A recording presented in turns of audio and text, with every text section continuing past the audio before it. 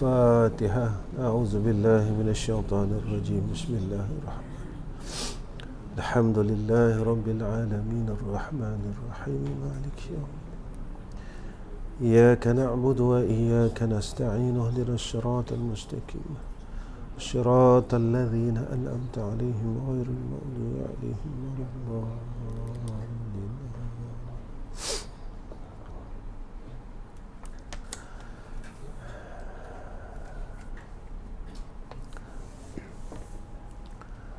Assalamualaikum warahmatullahi wabarakatuh. Alhamdulillah rabbil alamin wal aqibatu lil muttaqin wal hadi ila siratal mustaqim. Asyhadu an la ilaha illallah wahdahu la syarika lah wa asyhadu anna Muhammadan abduhu wa rasuluh. Allahumma salli ala Sayyidina Muhammad wa ala alihi wa sahbihi wa sallim. Allahumma lakal hamdu wa ilaikal mustaka wa antal musta'an wa la hawla wa la quwwata illa billahil aliyyil azim. Amma ba'd. Pertama sekali kita panjatkan puji dan syukur kepada Allah Ta'ala dengan ketentuan yang baik daripada Allah. Kita masih lagi dapat berbuat kebaikan, ketaatan dan dapat melakukan kebaikan.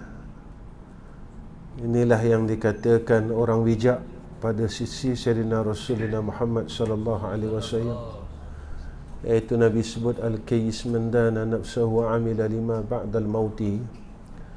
Orang yang bijak itu orang berakal, kata Nabi, mereka yang sentiasa lawan hawa nafsunya, berusaha mujahadah, dan wa amila lima ba'dal maut, dan beramal bagi barang selepas kematian.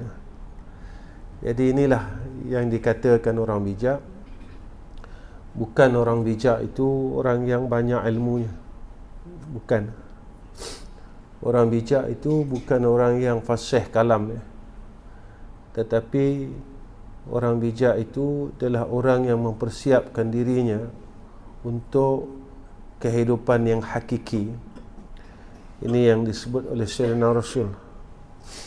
Sebab itu ketika kita melalui jalan ilmu,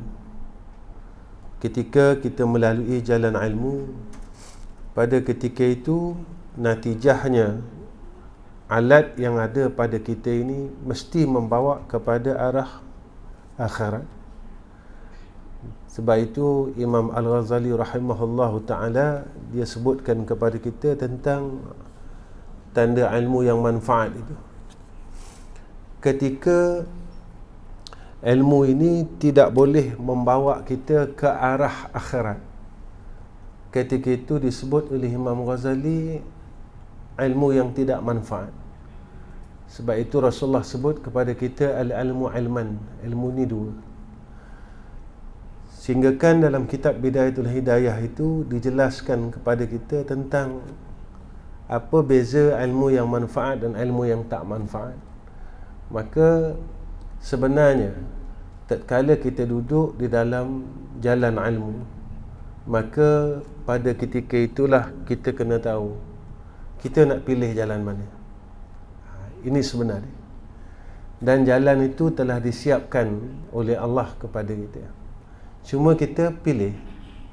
Kita duduk jalan ilmu, sama ada kita nak berada memilih jalan natijahnya kepada dunia, ataupun kita duduk jalan ilmu ini kita nak pilih natijahnya pada jalan yang muwafaqat dengan kehendak Allah dan Rasul. Itu je. Ya. Sebab itu kita tengok tentang ayat Allah, innama yakhshallaha min ibadihil ulama itu. Kemudian inna akramakum indallahi atqakum. Jadi jalan untuk kita menemui khasyah, jalan, sebab khasyah ni anugerah, takwa ni anugerah. Takwa ini dia adalah anugerah daripada Allah kepada hamba-Nya.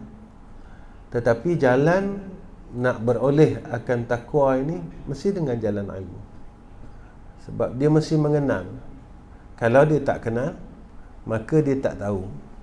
Sebab itu, maka seseorang yang apabila dia tahu sesuatu perkara tetapi tidak sampai kepada maqasid ilmu itu sendiri, ini yang paling kita takut. Yang kita takut ilmu ni jadi laknat atas kita. Dia akan dakwa kita, ya, dia akan menjadi asbab kita masuk dalam neraka Allah Subhanahu wa ta'ala. Na'udzubillah. Tuan-tuan yang dirahmati oleh Allah Subhanahu wa ta'ala, kita sambung sikit, ya. Bismillahirrahmanirrahim. Qala musannif rahimahullahu ta'ala, dan demikian lagi tiada sah sabar seseorang itu, ya. Sebelum ni kita bicara tentang taubat, ya, dengan zuhud, ya. Tiada sah taubat yang ke atas tu kan, selagi mana dia mengikut akan ikhtiar dan tadbir, ya, bagi nafsu. Maknanya taubat ini dia tak akan terjadi, dia tak berlaku selagi mana kita mengikut kehendak nafsu kita. Sebab sifat bagi nafsu amarah ini, dia akan lari daripada kebenaran. Dia tak mau dengan kebenaran ni, dia takkan bersepakat. Jadi takkan berlaku. Taubat ini tak berlaku pada orang yang selagi mana dia mengikut akan kehendak nafsu dia. Dia ikut saja kehendak nafsu dia. Betul, seorang ini tidak akan berjaya sehinggalah nafsunya itu mengikut akan syariat yang dibawa oleh Rasulullah sallallahu alaihi wasallam. Takkan berjaya. Kita akan jadi orang gagal selagi mana nafsu kita tidak mengikut syariat Sayyidina Rasul. Kita gagal, ya. Yang kita mahukan kejayaan itu bukan dalam dunia. Saya selalu sebut perkara ni dalam diri saya. Kejayaan dalam dunia sekejap, tetapi bila kita berjaya di dalam dunia tetapi kita gagal di sana, ini yang kita tak mahu. Sebab kehidupan yang hakiki adalah kehidupan akhirat. Sebab itu kita kena mempersiapkan supaya kita berjaya juga di akhirat. Berjaya di akhirat. Jangan kita berjaya dalam dunia tetapi kita menjadi insan yang gagal di akhirat. Allahu Akbar.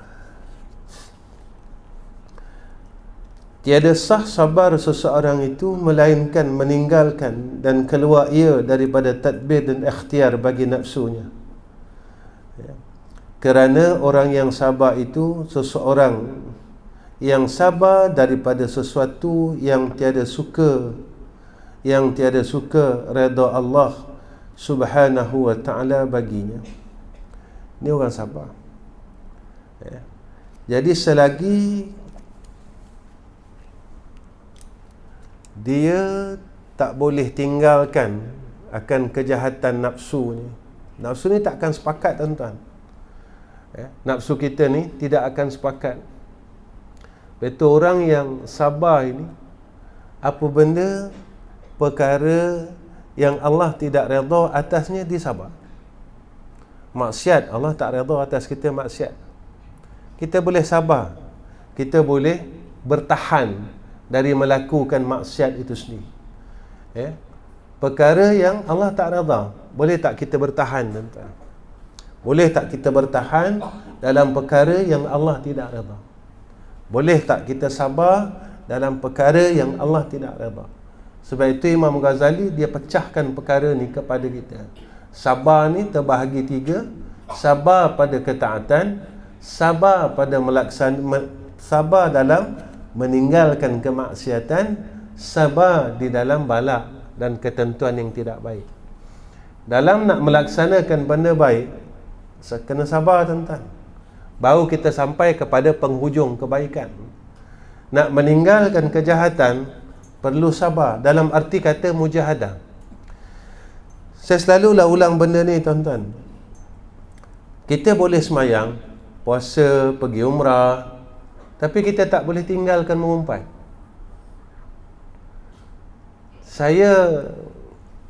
Kita buat kajian dengan diri kita sendiri. Kalau umur kita 50 tahun, 60 tahun, dalam tahun ni kita masih lagi tak berhenti kata keburukan orang. Jadi bermakna amal soleh kita habis. Amal soleh kita dah habis daripada umur 60 tahun sehinggalah umur 15 tahun. Sebab ini yang dijanjikan oleh Rasulullah.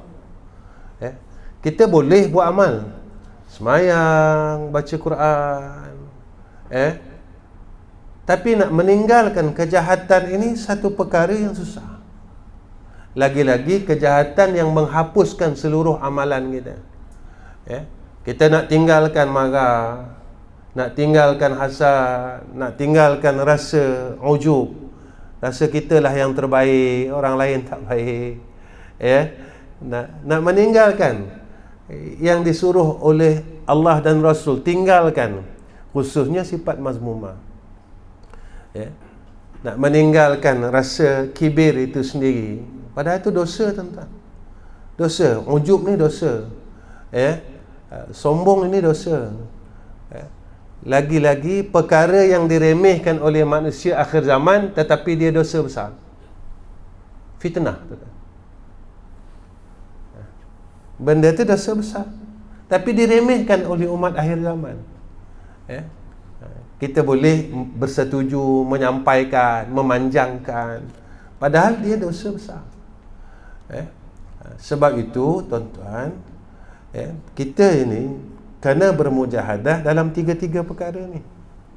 Bermujahadah melakukan kebaikan untuk kita jadi orang baik. Kita kena sabar, sebab tentangan dia cukup banyak. Bila kita nak mula berubah menjadi lebih baik, maka tentangan ini, kiri kanan, dunia, makhluk, akan menjadi tentangan. Dan kedua, kita kena sabar. Yang ini dalam arti kata sabar ini perlunya ada mujahadah, kesungguhan untuk kita tinggalkan kejahatan. Sebab kita tak mahu tatkala dalam masa yang sama kita buat baik, kita buat jahat. Kita buat baik, masa yang sama juga kita buat jahat. Masa yang sama juga kita melakukan kejahatan kepada Allah. Sebab itu yang disebut oleh ulama, takkan terjadi sabar. Dan setengah yang tiada suka Allah Ta'ala itu tadbir dan ikhtiar bagi nafsunya. Yakni kita tidak sabar dengan apa yang telah ditentukan atas perjalanan hidup kita sendiri. Kita tak boleh nak sabar atas segala ketentuan Allah atas kita, perjalanan kita, qada dan qadar kita. Tuan-tuan, zaman sekarang ramai orang merungut. Sekarang ni tuan-tuan, zaman dah akhir sangat. Tuan-tuan, cerita bunuh diri sekarang dah terlalu kerap tau.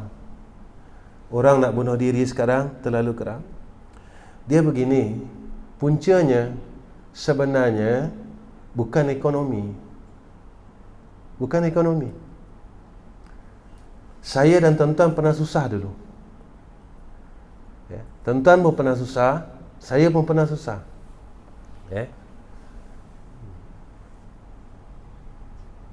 Cuma yang kita takut, apa yang Nabi sebut pada akhir zaman ini telah mula berlaku. Apa dia? Apabila sampainya hampir kiamat, maka iman ini akan dicabut sedikit demi sedikit dalam hati hamba. Maka kekuatan iman itulah. Sebab itu rukun iman yang keenam, iaitu beriman dengan qada dan qadar Allah. Sebab itu tuan-tuan, kekuatan iman ini pada akhir zaman pengukur untuk kita selamat daripada fitnah akhir zaman. Kekuatan iman.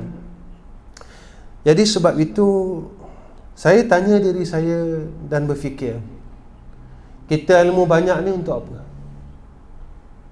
Ilmu kita yang banyak ini dapat tak menjadikan ilmu ini kukuh iman kita? Kita beramal dapat tak sehingga menjadi kukuh iman kita? Sebab kita akan lalu zaman yang lebih dahsyat lagi, tuan-tuan. Zaman yang lebih dahsyat, iaitu zaman Dajjal. Zaman itu Allahu Akbar. Jadi sebenarnya bukan kekuatan ilmu, tetapi kekuatan iman. Tetapi di dalam proses untuk kita menuju kepada kekuatan iman itu perlu ada kekuatan ilmu. Tidak menafikan kekuatan ilmu. Yang paling kita takut, kekuatan ilmu itu tidak boleh mengukuhkan iman. Ini yang kita takut. Kita kena cari sebabnya. Sebabnya kenapa ketika kita ada alat untuk dapat kekuatan iman, tetapi kita tidak memperolehi kekuatan iman. Yang ini yang disuruh kita tafakur, berfikir, muhasabah tentang diri kita, tentang perjalanan hidup kita ini dalam menuju Allah. Sebab penerimaan itu pada akhir keputusan, iaitu maut. Ini penerimaannya. Yang ni jalannya. Saya hari ini di tempat tuan-tuan sama di dalam surau. Ini perjalanan kita, tuan-tuan. Perjalanan kita, perjalanan takdir kita, yang berlaku pada hari ini. Sebab itu adanya doa, kita minta dengan Allah supaya perkara kebaikan yang berlaku di dalam takdir perjalanan hidup kita ini diistiqamahkan oleh Allah. Sebab itu datang doa Rabbana la tuzigh qulubana ba'da iz hadaitana wa hab lana min ladunka rahmah innaka antal wahhab. Inilah yang kita perlu ingat. Sebab itu ketika kita sentiasa mengharapkan rahmah daripada, sebab itu tuan-tuan, saya ingat perkataan Imam An-Nawawi. Imam Nawawi kata apa? Di antara tanda orang yang mendapat taufik dan hidayah Allah, kata Imam Nawawi, satu, orang yang sentiasa mengingati Allah dalam seluruh kehidupan dia. Dia tak pernah lupa Allah Ta'ala. Ini di antara tanda yang disebut oleh Imam An-Nawawi, orang yang di dalam hidayah dan taufik. Tuan-tuan, kalau kita tak ada hidayah taufik, kita langsung tak boleh buat baik. Kita nak angkat tangan untuk takbiratul ihram pun tak mampu. Tak mampu, tuan-tuan.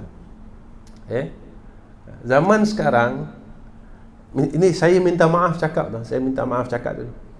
Sekarang orang nak adab Nabi, tuan-tuan, nak jumpa Nabi, orang menipu sekarang. Orang guna app. Orang boleh beli tarikh tu sebab dia ada duit. Dia boleh beli waktu tu. Dan dia boleh cross orang lain. Tuan-tuan, agak-agak kalau si penipu, Allahu ya arhamar rahim, agak-agak kalau si penipu ni yang jumpa Nabi, Nabi nak jumpa kita tak? Bukan sekadar solat saja, zikir, sampai hatta dalam manasikul umrah ni pun berlakunya kezaliman dan pengkhianatan. Sebab itu yang perlu kita takut, tuan-tuan. Kita bukan nak melakukan suatu perkara lepas tu selesai.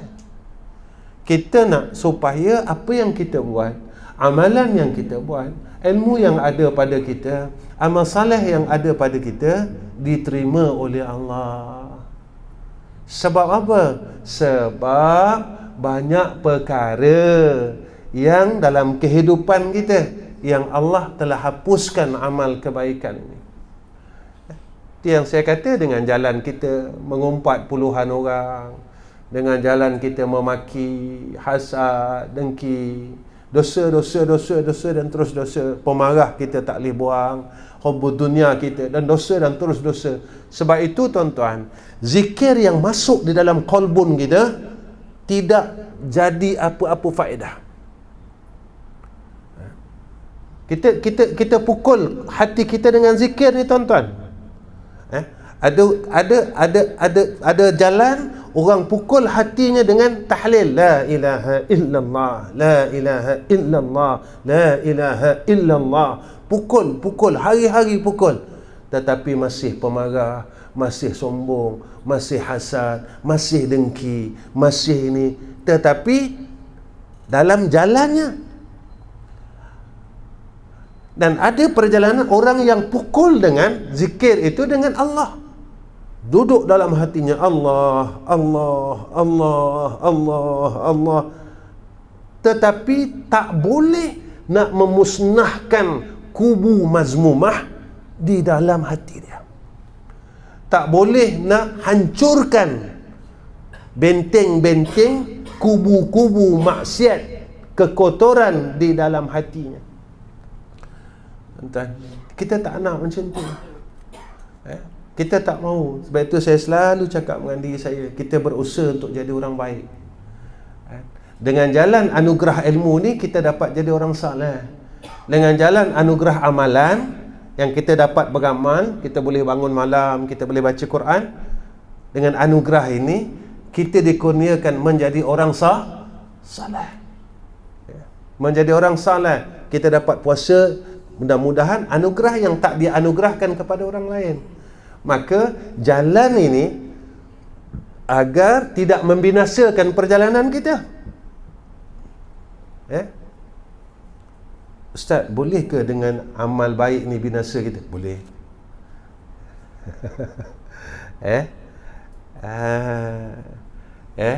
Jangan tau. Jangan ingat kita dah salah, dah zikir, dah baca Quran, tak boleh menuju jalan kebinasaan. Boleh jalan dia.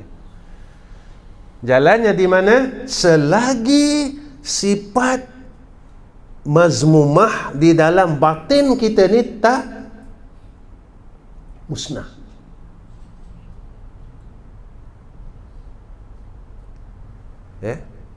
Selagi ni tak musnah, selagi ni tak lebur, tak hancur, maka boleh menghapuskan kebaikan.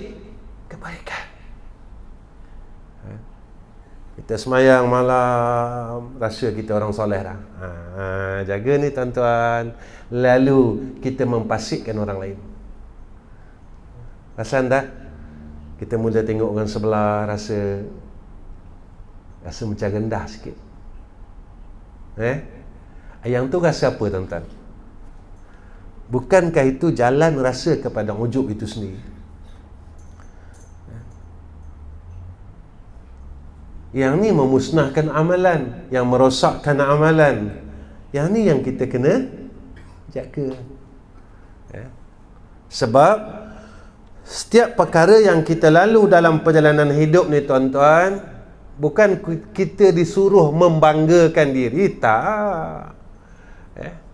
Tak tuan-tuan. Adakah tuan-tuan jalan dia? Kalau kamu jadi orang alim, banggalah diri kamu. Kalau kamu jadi penuntut ilmu, banggalah diri kamu.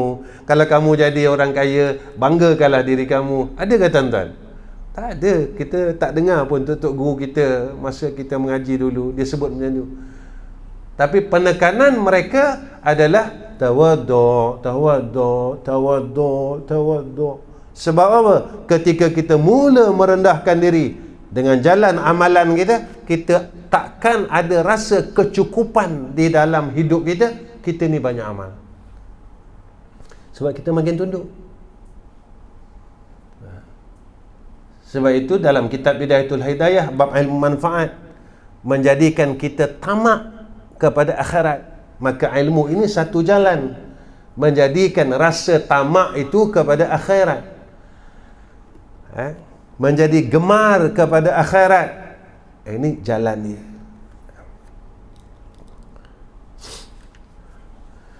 Baik, Masya Allah. Allahu ya Rahman Rahimin. Maka pada sabar itu beberapa bahagi. Setengahnya sabar engkau daripada yang haram. Kita kena usahalah tuan-tuan, tahan diri kita daripada perkara yang dilarang oleh Allah. Zahir, batin. Zahir, batin. Ya. Jangan, bukan zahir saja. Zahir, batin. Jaga. Kita berusahalah tuan-tuan, kita sama-sama usaha. Saya bukan orang baik tuan-tuan, tapi saya minta dengan Allah supaya Allah dudukkan saya jalan ini, dan Allah tak keluarkan kita pada jalan menuju ke arah orang soleh. Kita tak soleh, belum lagi kita soleh, sebab kita masih lagi ada sifat-sifat yang tidak disukai oleh Allah.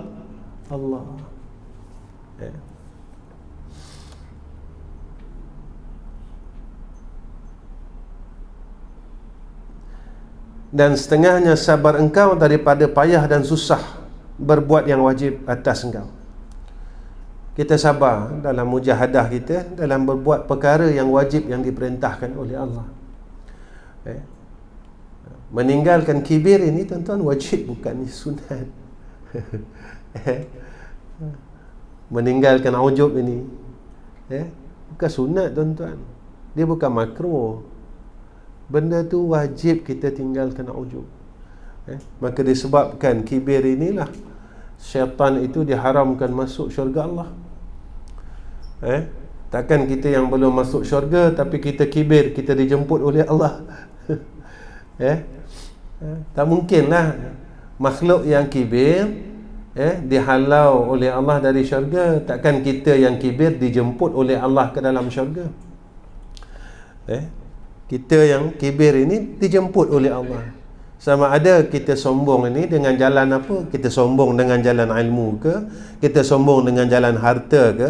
Kita sombong dengan jalan pangkat ke? Kita sombong dengan jalan umur ke? Kita sombong dengan jalan tubuh badan yang sihat ke? Tengok jalan mana kita sombong. Tapi prosesnya supaya kita ni membersihkan diri daripada sombong, dan kita memperhiaskan diri kita dengan tawadhu, rendah diri. Baik itu Nabi sebut innama bu'istu liutammima makarimal akhlaq, bahwasanya aku diutuskan bagi menyempurnakan kemuliaan akhlak. Akhlak kita dengan Allah, akhlak kita dengan Sayyidina Rasul, akhlak kita dengan sesama ummah. Ketika kita mengambil nikmat Allah dan kita menggunakan nikmat Allah itu untuk melawan Allah, kita tak ada akhlak. Kita ambil nikmat Allah, lalu kita gunakan nikmat Allah itu melawan Allah, tak ada akhlak kita. Kita tak ada adab dengan Allah. Tak ada adab kita.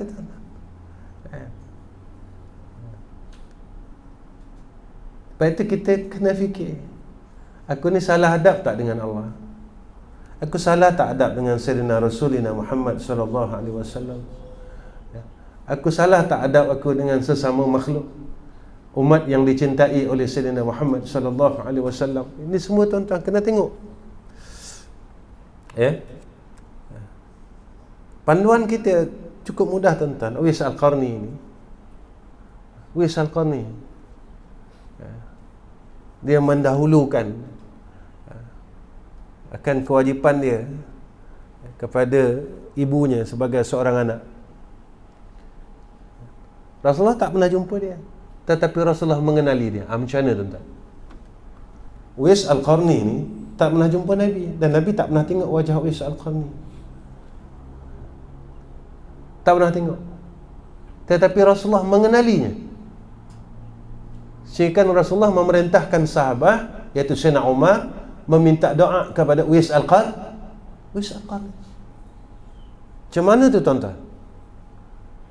Seseorang yang tak pernah bertemu Nabi dan Nabi tak pernah melihat wajahnya, tetapi dikenali oleh Rasul. Ni Uwais Al-Qarni tuan-tuan, Allah angkat dia dengan sebab dia menyempurnakan hajat ibu dia. Ibu dia nak buat haji, tapi ibu dia lumpuh. Kita rasa benda ni macam tak ada apa-apa.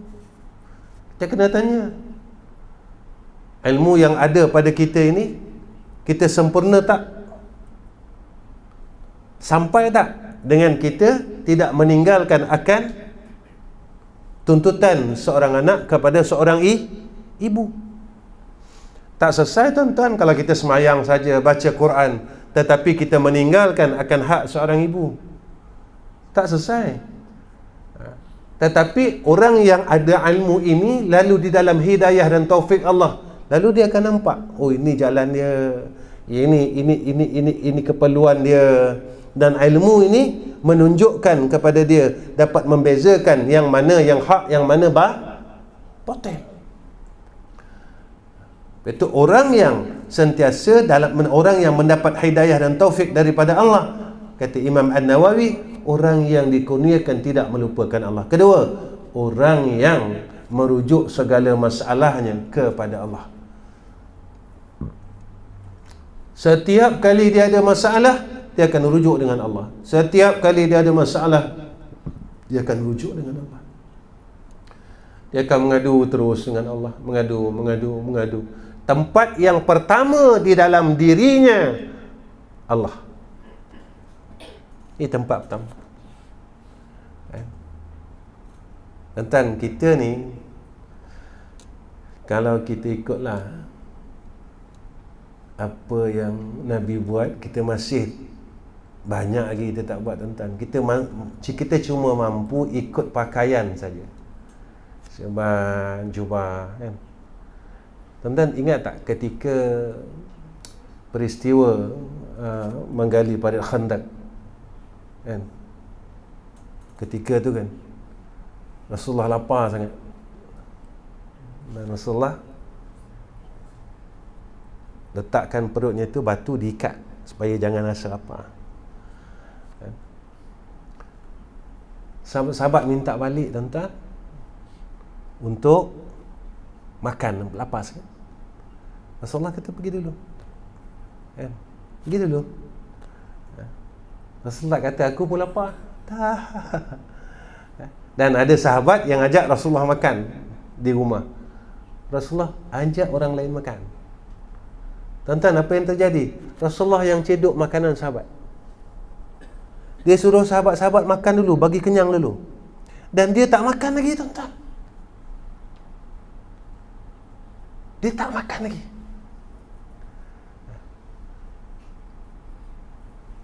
Kita, tuan-tuan, kalau dalam keadaan itu, kita duduk di mana? Kita dalam keadaan yang lapar, dan orang lain pun lapar, ada makanan, ketika itu kita duduk di mana? Kita akan kata apa? Aku selesaikan diri aku dulu. Betul tak? Jadi apa yang Nabi buat dan kita buat, kita tak terikut, tuan-tuan. Tuan-tuan, saya selalu pesan, mungkin nanti ada orang marah saya, ya. Apa yang tuan-tuan tengok saya sekarang bukan melambangkan kebaikan. Oh, saya macam ni, oh ni orang baik. Tak, tuan-tuan. Nak tahu baik tidak baik, lihat pada akhlaknya. Lihat pada akhlaknya. Ketika dia susah dan ada orang susah, apakah dia mendahulukan diri dia atau orang lain? Yang ni tengok. Apa yang Nabi buat ketika dia lapar dan orang lain lapar, dia tak makan. Nabi tak makan dulu. Nabi bagi sahabat makan dulu. Inilah akhlak yang baik. Maka orang kafir yang masuk Islam, pendeta Yahudi yang masuk Islam, kerana mereka melihat akan akhlaknya Nabi. Bukan mereka lihat pakaian Nabi. Mereka ini melihat akan akhlak Nabi yang begitu baik, yang tak ada pada orang lain. Orang tak tengok ilmu Nabi, tetapi yang dia tengok adalah akhlak Nabi. Dalam kita nak membina akhlak yang baik, kena melalui jalan ilmu. Tak, kita nak tahu yang mana baik, yang mana tak baik, macam mana? Maka ilmu adalah alatnya untuk kita membina akhlak ini. Baik. Tuan-tuan, mana satu jam yang betul ni tuan-tuan? Jam ni ke jam sana? Saya pun ada jam. Baik, baru pukul 8. Baik. Allah, saya ni dalam dia banyak ada lupa tuan-tuan. Selalu saya cakap dengan adik-adik. Kadang saya letak barang saya kat tepi pun tak nampak. Lupa. Tapi alhamdulillah lah tuan-tuan, Quran tak lupa lagi. Ada beberapa potong hadis tu tak lupa lagi. Yang lain dah banyak lupa lah tuan-tuan. Saya punya handphone pun tak tahu saya letak mana. Dah banyak lupa lah. Tak apalah. Tinggal handphone tak apa, tinggal duit tak apa. 2 minggu lepas saya kuliah di Kuala Lumpur tuan-tuan, saya satu benda pun saya tak bawa. Saya bawa kereta sampai Kuala Lumpur baru saya tahu. Satu benda saya tak bawa.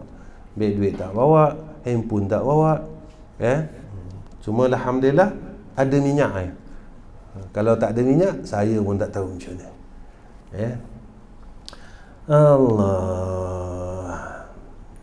Itu kalau lupa macam tu tanda apa tuan-tuan? Tuan-tuan takut nak cakap tuan-tuan berlupa juga. Tanda kita dah dekat nak masuk liang lahat. Ketika kita mula dilupakan hal dunia, kita dah asal balik asil. Hal-hal ni kita dah lupa. Kita makan pun kita dah lupa. Saya dah makan belum? Lupa. Kita dah dekat nak balik. Kekuatan ingat kita kepada alam ini kita dah mula longgar. Tapi Quran kita tak lupa. Kita masih boleh baca Fatihah, masih boleh itu, tetapi ingatan kita kepada alam ni kita dah kurang ingat. Sebab apa? Sebab dah dekat kepada alam akhirat. Itu guru saya cakap lah tuan-tuan macam tu. Sebab saya pernah tanya, tuan, kalau kita lupa hal ini, dia kata dah dekat nak mati. Ketika engkau lupakan alam yang kau duduk, dan ketika itulah engkau dah mula. Dia macam ni tuan-tuan, macam kita kalau pergi haji, rasa tak orang kata dulu lambai Jabal Kubis kan, ini orang tua cakap tak ada apa pun. Kita dah mula lambai dunia dah mula lambai dunia. Kita nak widak lah tuan-tuan. Tak tahulah tuan-tuan mungkin tak lupa lagi kot. Saya dah nak widak lah. Allah. Tuan-tuan, apa jalan lagi untuk kita bertemu Allah dan bertemu Sayyidina Rasul? Jalannya adalah al-maut, mati. Jalan untuk kita bertemu dengan Allah dan bertemu dengan Rasulullah sallallahu alaihi wasallam, jalan dia adalah al-maut. Itu jalannya. Tak ada jalan lain. Ada jalan lain tuan-tuan? Ada jalan lain? Baik. Baik tuan-tuan. Kemudian Masya Allah, dan setengah sabar engkau daripada meninggalkan tadbir ikhtiar bagi nafsu engkau. Sabar kita dalam kita nak meninggalkan akan tuntutan nafsu syahwat ini. Yang demikian itu disuruh pada hamba. Tinggal benda tak sepakat kita dengan Allah. Akal kita selalu fikir ke mana, nafsu kita selalu berkehendak ke mana. Selalu fikir.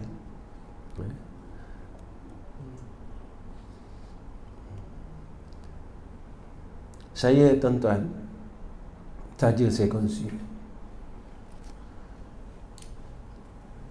keyakinan kita ni sebenarnya, lagi kita yakin dengan Allah, sebenarnya hidup kita makin tenang. Lagi kita yakin dengan Allah, semakin kita yakin dengan Allah, hidup kita semakin tenang. Tetapi kita tetap diuji oleh Allah Subhanahu wa ta'ala. Ujian ini untuk apa? Untuk mengukuhkan keyakinan kita kepada Allah Subhanahu wa ta'ala. Saya kadang-kadang, bukan kadang-kadang, selalu jugalah, Duduk macam mana ya ni. Bila sampai kita nak uruskan ini macam mana ya, macam mana. Sebenarnya tak ada macam mana sebenarnya. Tetapi kita ni orang tak baik, orang jahat, masih lagi nak fikir macam mana. Ya. Buat orang jahat, biasalah tuan-tuan. Baik. Allah. Dan lazim bagi hamba itu meninggalkan ia akan tadbir dan ikhtiar bersama-sama Allah Ta'ala.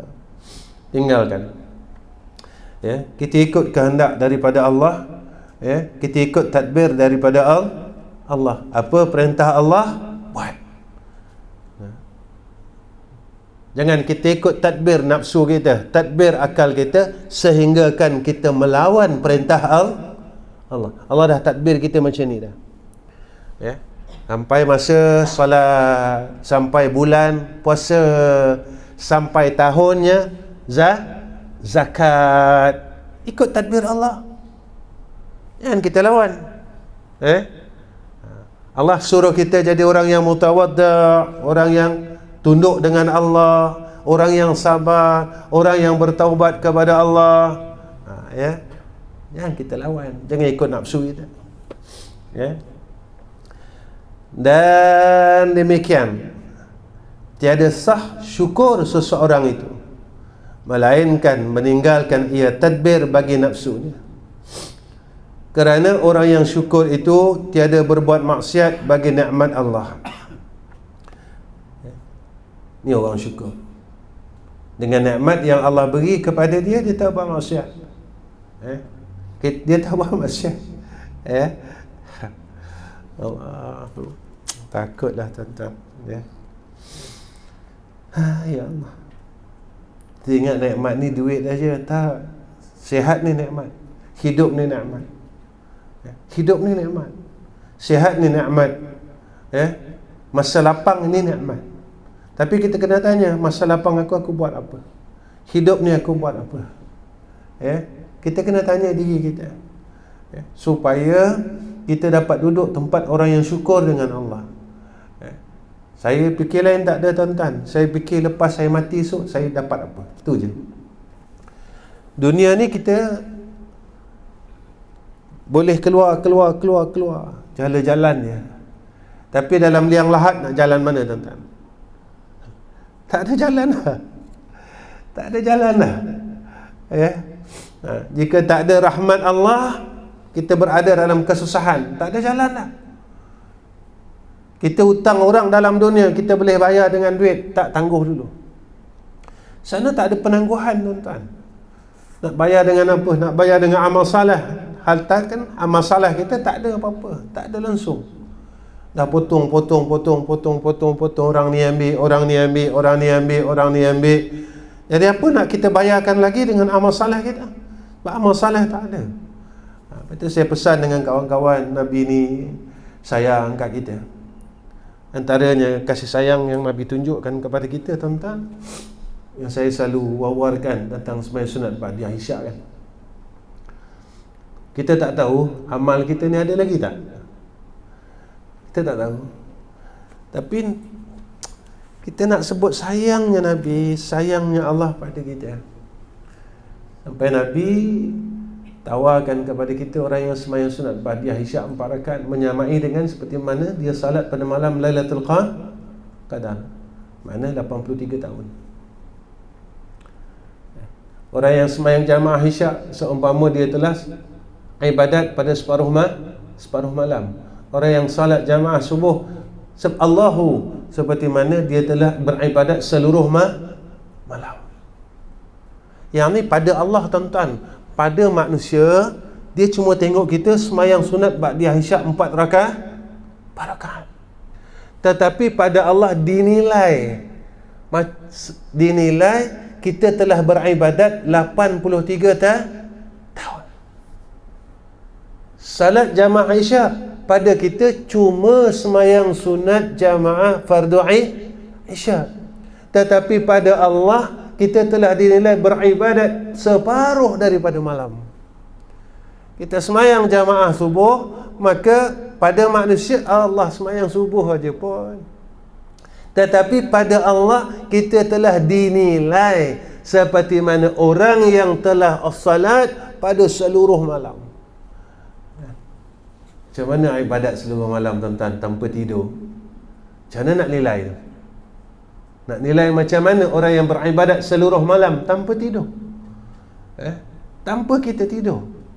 Sampai macam tu dia anugerahkan oleh Allah bi syafa'atin nabiyina Muhammad sallallahu alaihi wasallam, sebab sayangnya Sayyidina Rasul kepada kita. Tu je tuan-tuan, sayangnya. Sebab tahu dah kita punya amal ni habis. Tapi saya pesan dengan diri saya, jangan berterusan untuk menghabiskan amalan. Sebab ketika kita habiskan amalan kita dengan maksiat, maka ketika itu sampai titik akhir kehidupan kita, iaitu mati. Na'udzubillah min zalik. Jadi sekarang ini kita kumpul balik. Kita kumpul balik, kumpul dan terus kumpul apa yang telah dianugerahkan oleh Allah dan Rasul kepada umat Sayyidina Muhammad sallallahu alaihi wasallam. Kita ni umat untung tuan-tuan. Selawat sekali dapat 10 rahmat, diampunkan 10 dosa, dikurniakan dikurniakan 10 kebaikan. Tuan, kalau sehari 10, kalau sebulan kita baca selawat sehari 10. Sebulan 300 tuan-tuan. 10 bulan 3000. Kita jangan tengok yang 10 ini. Satu hari 10, kita jangan tengok Allah sikitnya 10 ni. Boleh tak aku istiqamah untuk menyebut dan berselawat kepada Rasul sehari 10 kali? Maka dijanjikan kepada kita oleh Allah 10 kali 10, 100 rahmat. Tuan-tuan, kita tak tahu rahmat apa tuan-tuan. Kita tak tahu rahmat apa. Rahmat keselamatan, rahmah pada keluarga diselesaikan masalah, rahmah kepada kesembuhan penyakit, rahmah daripada bala. Tuan-tuan, kalau satu kampung baca sehari 10, satu surau baca sehari 10, sehari 10 tuan-tuan, Allahu. Saya dulu mengajar di kawasan Shah Alam tuan-tuan. Ada satu tempat lah, saya tak nak beritahu lah surau dia. Sampai sekarang tuan-tuan, sampai sekarang, setiap siapa yang jadi imam, dia tak akan tinggalkan selawat 10 kali masa wirid. Setiap kali. Sampai sekarang tuan-tuan. Saya rasa dah belas tahun ni dia orang buat. Belas tahun dah. Kerana apa tuan-tuan?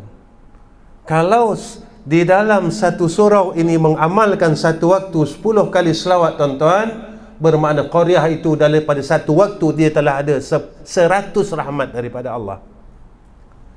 Kalau tiap-tiap waktu dia baca selawat Allahumma salli ala Sayyidina Muhammad, tuan-tuan, satu hari dia telah ada 500 rahmat di dalam qaryah itu. Tapi benda ni kita tak nampak. Kita perlukan rahmat Allah. Itu saya serulah diri saya dan tuan-tuan, sempena bulan Maulid Rasulullah Muhammad sallallahu alaihi wasallam. Tak payah banyak tuan-tuan, sehari kita selawat 10 selawat cukup. 10 cukup tuan-tuan. Sampai satu masa tuan-tuan rasa tidak puas untuk berselawat kepada Rasulullah sallallahu alaihi wasallam, tuan-tuan naik lagi. Tuan-tuan naik lagi. Sehinggalah kita boleh membaca selawat sehari 1000 kali. Tuan-tuan, ada janjinya syafaat Sayyidina Rasul, orang yang membaca sehari 1000 kali. Tapi kita tak mampu. Mulalah daripada yang sedikit untuk kita istiqamah membacanya dalam keadaan yang banyak. Tak susah pun tuan-tuan. Allahumma salli ala Sayyidina Muhammad wa ala ali Sayyidina Muhammad. Allahumma salli ala Sayyidina Muhammad wa ala ali Sayyidina Muhammad. Allahumma salli ala Sayyidina Muhammad wa ala ali Sayyidina Muhammad. Ataupun tuan-tuan ada selawat sendiri, sallallahu alaihi wasallam ya Rasulullah fi kulli lamhatin wa nafasin adada ma wasi'ahu ilmullah. Sallallahu alaihi wasallam ya Rasulullah fi kulli lamhatin ونفس عدد ما وسعه علم الله. صلى الله عليك وسلم يا رسول الله في كل لمحة ونفس عدد ما وسعه علم الله. Selawat jangan tinggal tuan-tuan, tahlil jangan tinggal. Ini pesanan saya lah untuk diri saya khususnya. Sekurang-kurang tuan-tuan, jangan tinggal tahlil, sehari 10 cukup. Ya. Sebaik-baik zikir itu adalah tahlil. Perbaharuilah akan akidah kita ini dengan tahlil. Sekurang-kurang tuan-tuan, satu hari, satu malam jangan tinggalkan tahlil. Mudah-mudahan kita punya iman ini ditajdid. Kita tak tahu bila masa kita tergelincir. Kita tak tahu tuan-tuan. Tetapi kita tidak meninggalkan tahlil. Kita tak tinggalkan tahlil. Jangan tinggal tuan-tuan. Sekurang-kurangnya sehari 10 kali cukup. La ilaha illallah Muhammadun Rasulullah fi kulli lamhatin wa nafasin adada ma wasi'ahu ilmullah. La ilaha illallah Muhammadun Rasulullah fi kulli lamhatin wa nafasin adada ma wasi'ahu ilmullah. La ilaha illallah Muhammadun Rasulullah fi kulli lamhatin wa nafasin adada ma wasi'ahu ilmullah. La ilaha illallah Muhammadun Rasulullah fi kulli lamhatin wa nafasin adada ma wasi'ahu ilmullahil azim. Tiap-tiap hari tuan-tuan kita baca. Tak rugi pun tuan-tuan. Tiap-tiap hari kita bertahlil, tiap-tiap waktu kita bertahlil tuan-tuan. Tiap-tiap waktu. Jadi jika kita tergelincir, kita tak sedar, kadang-kadang kita tergelincir, kita tak sedar. Jadi kita tajdidkan iman kita. Kita perbaharui. Ya, tuan-tuan yang dirahmati oleh Allah Subhanahu wa taala.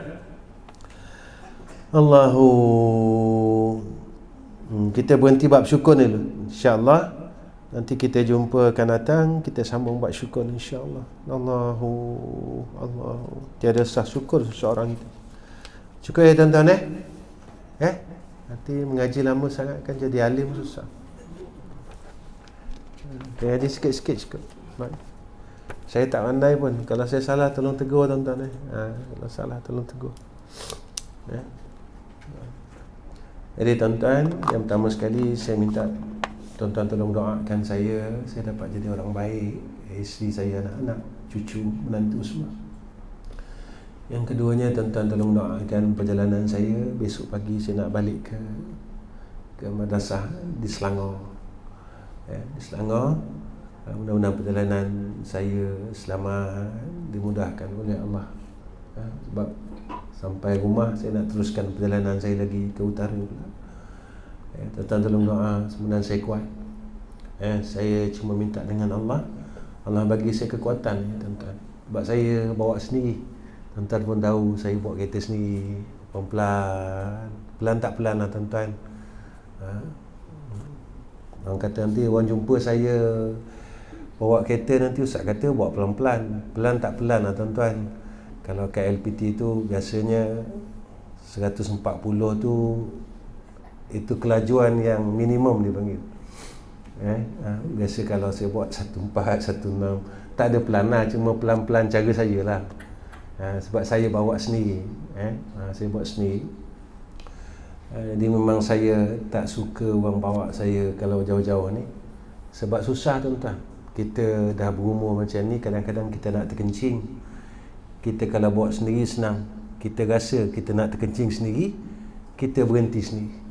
Kalau orang bawa kita, nanti kita akan arahkan orang lain. Ada orang suka diarah, ada orang tak suka diarah.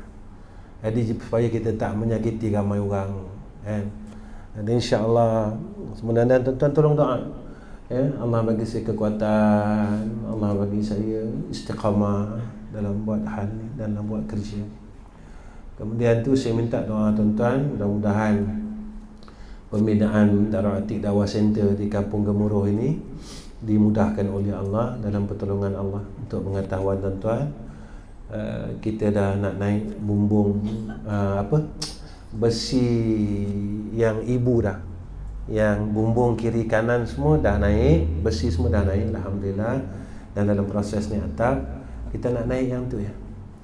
Tuan-tuan tolong doa. Tuan-tuan tolong doa. Kalau sebahagian tuan-tuan nak bersama dengan saya, tuan-tuan jumpalah dengan Haji Zaini ataupun dengan Din Al-Barakah. Saat saya nak ambil bahagian ini untuk saya selepas kematian. Mudah-mudahan. Dan itu saja yang kita boleh tinggalkan, tuan-tuan. Itu ya. Kita tak ada tinggalkan apa. Kalau kita tinggalkan harta kita, orang akan ambil harta kita.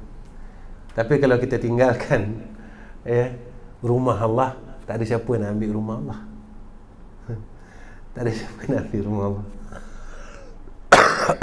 Sebab itu tuan-tuan, saya selalu pesan dengan kawan-kawan, carilah jalan yang sebaik-baik untuk hidup ini. Macam surau kita ni kan, kalau kita mampu nak bayar bil api setiap bulan, kita usahalah. Sebab bukan kata surau tak ada duit. Surau ada duit, masjid ada duit. Tetapi kita nak supaya kalau aku terangkan surau, aku terangkan masjid, mudah-mudahan kubur aku terang besok. Kita akan boleh buat ni, tuan-tuan, ketika kuat rasa bersalah di dalam hati kita. Bila kita lihat kita ni salah banyak, kita salah banyak, kita silap banyak dalam hidup ini. Jadi dengan kita berbuat demikian, saya di masjid mana pun saya kempen yang ini ya, tuan-tuan. Sebab jalan ni saya nampak rupanya. Jalan ni kita nampak macam mana kubur kita besok terang dengan kita menerangi akan rumah Allah. Kita terangkan rumah Allah dengan kita bayar bil api Allah, tuan-tuan. Kalau 300, kalau kita dapat sebahagian 150 setiap bulan, alangkah untungnya kita. Alangkah untungnya kita, tuan-tuan. Kita rasa macam rugi dalam dunia, tetapi akibat yang kita dapat daripada pengorbanan kita untuk terangkan kubur kita tidak ada nilai pada sisi Allah Subhanahu wa taala. Jadi tuan-tuan tolong doakan saya dan tuan-tuan, tolonglah, mudah-mudahan dengan doa tuan-tuan Allah rahmati kita dan Allah redha kita dunia dan akhirat, insya-Allah. Wa akhiru kalam, assalamualaikum warahmatullahi wabarakatuh. Bismillahirrahmanirrahim. Alhamdulillahirabbil alamin. Wassalatu wassalamu ala asyrafil anbiya'i wal mursalin wa ala alihi washabbihi ajma'in. Ya Allah, Ya Rahman, Ya Rahim, Ya Hayyu, Ya Qayyum. Ya Allah, kami mohon, kami minta, kami bermunajah ya Allah ke hadrah-Mu pada malam ini ya Rahman Rahim. Jadikan kami orang saleh ya Allah, Jadikan isteri kami di kalangan orang yang saleh, ya Arhamar Rahimin. Jadikan anak-anak kami dan keturunan kami, menantu kami dan cucu kami di kalangan orang saleh, ya Allah. Ya Allah, kurniakan kepada kami kekuatan dalam melaksanakan perintah Engkau, ya Arhamar Rahimin. Ya Allah, kurniakan atas kami kekuatan untuk meninggalkan kejahatan dan kemaksiatan, ya Allah. Ya Allah, kurniakan atas kami redha dengan setiap takdir yang telah Kau tentukan atas kami, ya Arhamar Rahimin.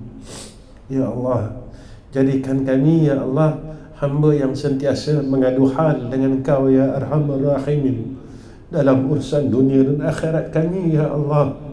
Ya Allah, ya Allah, ya Allah, ya Arhamar Rahimin. Ya Allah, ya Arhamar Rahimin. Jika kami melakukan kesilapan, tolonglah kurniakan atas kami hidayah dan taufik-Mu atas kami, ya Allah, agar kami tidak terus buat silap kepada Engkau, ya Arhamar Rahimin. Ya Allah, tolong jaga kami dan keturunan kami agar kami diterima oleh Engkau dan diterima oleh Sayyidina Rasulina Muhammad sallallahu alaihi wasallam sewaktu kami kembali menemui Engkau, ya Arhamar Rahimin. Ya Allah, pada malam ini kami berhimpun, ya Allah, di dalam rumah-Mu. Di dalam rumah-Mu, ya Allah, kami harap dan kami berharap kepada Engkau, ya Arhamar Rahimin.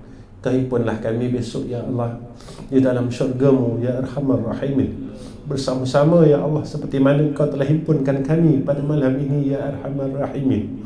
Ya Allah, walaupun permintaan kami ini terlalu besar, tetapi itulah harapan daripada kami, ya Allah. Ya Allah, ya Allah, ya Allah, ya Allah, ya Arhamar Rahimin. Ya Allah, jadikan lisan kami beserta dengan rahmat-Mu dan hidayah taufik-Mu, ya Allah. Jadikanlah, ya Allah, segala amal zahir dan batin kami, ya Arhamar Rahimin, beserta dengan rahmat, hidayah dan taufik-Mu, ya Arhamar Rahimin. Allahumma inna nas'aluka ridhaka wal jannah wa na'udzu bika min sakhatika wan nar. Wa sallallahu ala sayyidina Muhammad wa ala ali sayyidina Muhammad. Walhamdulillahi rabbil alamin. Taqabbalallahu minna wa minkum.